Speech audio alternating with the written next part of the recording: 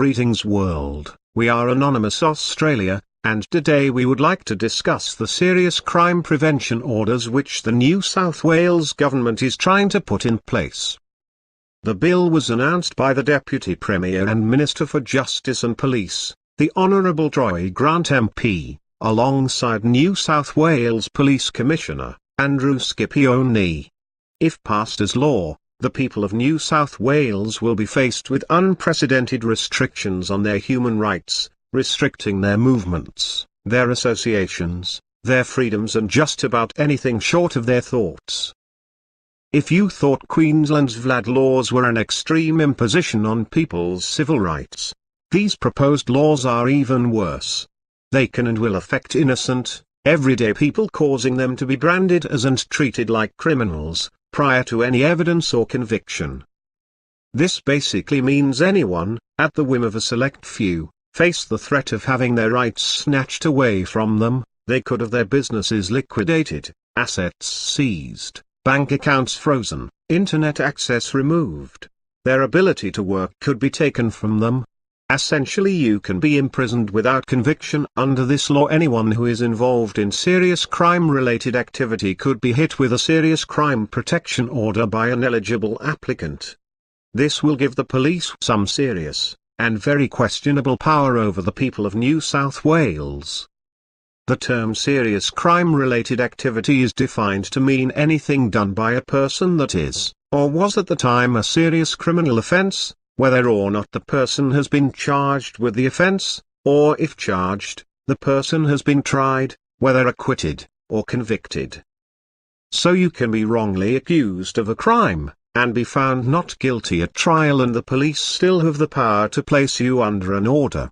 A serious crime could constitute anything from allowing someone else to smoke a spliff in your backyard, or having a game of poker with your mates in the lounge room using real money, to extortion or murder. Have you ever forgotten to pay your tax? Guess what? You'll be a serious criminal. Your family can be placed under an order simply because of an oversight on your behalf. Facilitating a serious crime could mean you were giving a friend a lift, and they had weed in their pocket, even if you did not know. For another example, someone stealing some paint from your shed and using it to damage property could mean you have facilitated a crime. The vagueness of this bill could offer serious consequences to the general public of New South Wales. You don't even have to actually facilitate a crime to be worthy, you only have to do something that could possibly allow someone else to commit a crime. You could leave your car unlocked when you ran into the shop, and a cop could say you have made it easy for potential thieves to steal your car, and place you on an order. It really is that simple. This unconstitutional proposal is a direct attack on our freedom. The scariest part of this bill is that there is no reasonable way to clear your name once you have been placed on an order. The only way out is by proving a legal error.